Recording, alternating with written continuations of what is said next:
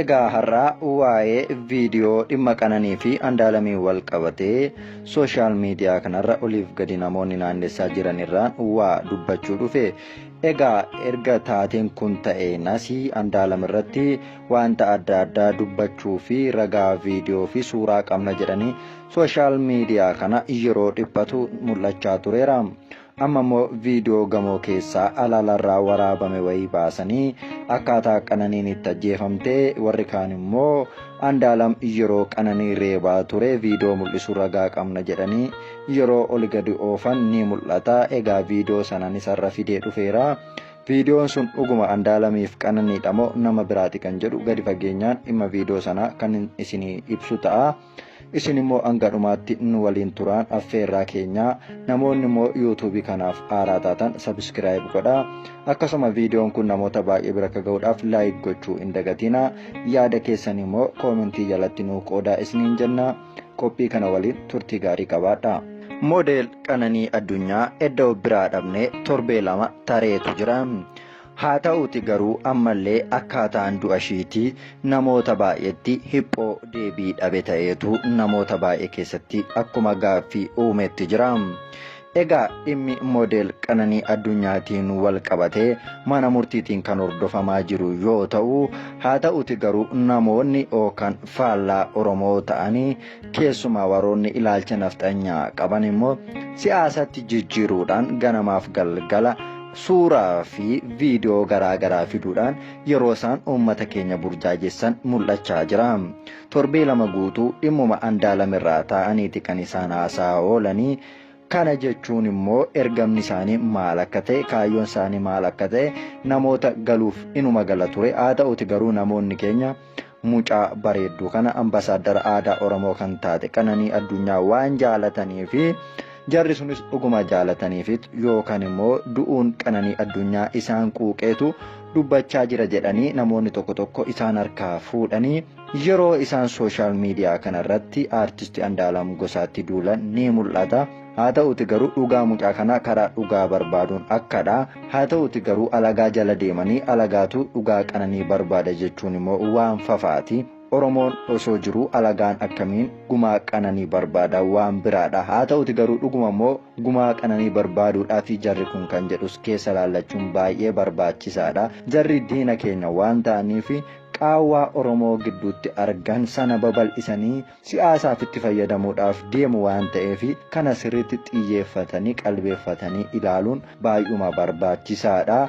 Egaa dhimmi gidduu kana tiiktookii fi sooshaal miidiyaa garaagaraa irratti ijoo dubbii ta'e egaa waa'ee Qananii fi Andu'aalam wal qabsiisuudhaan ragaa viidiyoo wayii yeroo Andu'aalam Qananii reebu arganne jedhanii kan ol gadi oofamaa jirudha.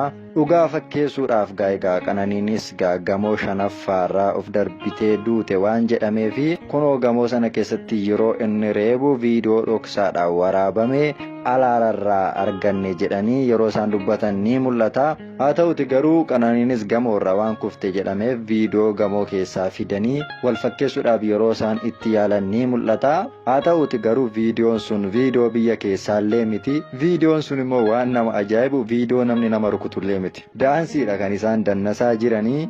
Isaan immoo akka waan rukuchaa fakkeessanii slow motion godhanii viidiyoon sun suuta akka deemu taasisanii akka waan namni nama rukuchaa jiru wayii fakkeessanii kan isaan mul'isanii gidduu kana immoo ittiin ajandaa uumanii jechuudha. Jarri kun argitanii kallattii meeqaanii jibbiinsa isaan Oromoo irraaf qabanii waanuma siyaasa hin taanellee siyaasa godhanii namoota qareeyyii Oromoo ta'an balleessuudhaaf karoora jajjabaa akka isaan qaban waa'ee Andu'aalam irratti baruun baay'uma salphaadha jechuudha. Namoonni immoo ragaa viidiyoo jedhanii suura fuulli ishii baay'ee rukutamaa ta'e fuulli ishii akkas godaannis ofirraa qabu kan fidus isaanumadha. Kunoo viidiyoos gamoo Andu'aalam itti galu keessaa waraabame arganne jedhanii kan oli gadi oofaa jiranis isaanumadha.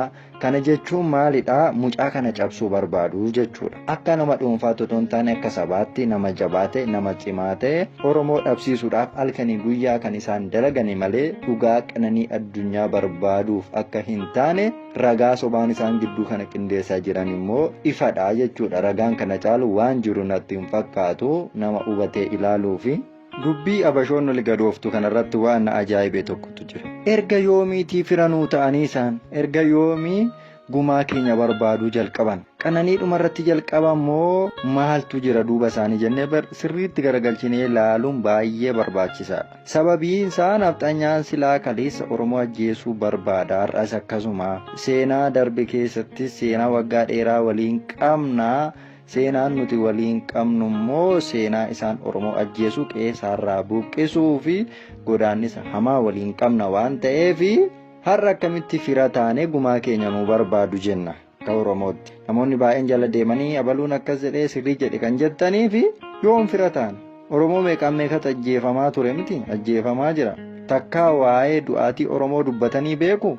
Abaluutu du'e abaluutu hafe yoo jedhan malee. Har'a gumaa qananii barbaadan bar yeroo qaroo keenya Hacaaluu Hundeessaa ajjeefamu Hacaaluun ajjeefameera Jawaar tafe jedhanii namoota Ameerikaa keessatti hiriira baanidha. Yooniin Maanyaa har'a ijoolleen Oromoo baay'een jala deemanii yooniin sirrii jedhee gumaa qananii baasuudhaaf deemaa jira. Icciitii baasaa jira jettanii jala deemtanii waan garaagaraa gootan dhugaa rabbii sirriitti of ilaala. Dhugumatti Hacaaluun jaalattu yoo taatan namoonni akkas godhan garuu namoota du'a Hacaaluutti gammadaa turan namoota suura Hacaaluu gadi garagalchanii Hacaaluu arrabsaa oolantu har'a gumaa qananii barbaadaa jira. Maal kun sinitti hin dhaga'amu?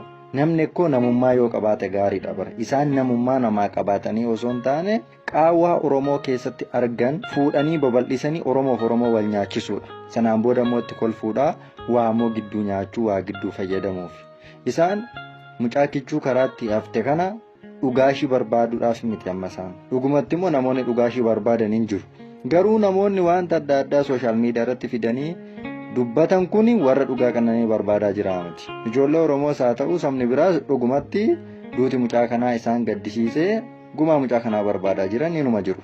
Garuu warri immoo dhimma siyaasaa kana tuttuqaa oolan hin sobu isaan siyaasaaf itti fayyadamuudhaaf malee dhugaa qananii barbaaduudhaaf miti. Kana sirriitti beekuun baay'ee barbaachisaadha. Kun xiinxala kamuu naman gaafatu. Jibbiinsa Oromoo irraa isaan qaban.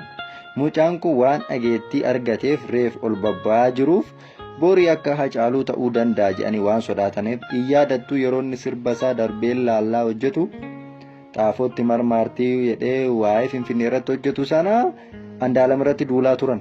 Mucaan kunis nama poolitikaati jedhanii karaarraa maqsuu qabnaanii yeroo sanarraa akkasumatti irratti duulaa turan. Har'a carraa argatanitti fayyadamuudhaan Andaalam cabsuu barbaadu Oromoo keessatti jibbisiisuudhaaf deemaa akka jiran jala murree beekuun dirqama keenya. Dhugaa qananii immoo Oromoonus barbaadaa jira. Qoratamaa jira dhimmishii. Dhugaan hin qallatti malee hin cittuu jedha Oromoon. Waa'een dhugaa ishiitii fi waa'een jarri Abashaa Andaalam irratti duultuu walii in argu isaan dhugaa barbaadaan jiranii. Mucaa cabsuudha kaayyoon isaanii malee waa'ee lubbuu qananii homaa isaanitti fakkaateen miti isaan.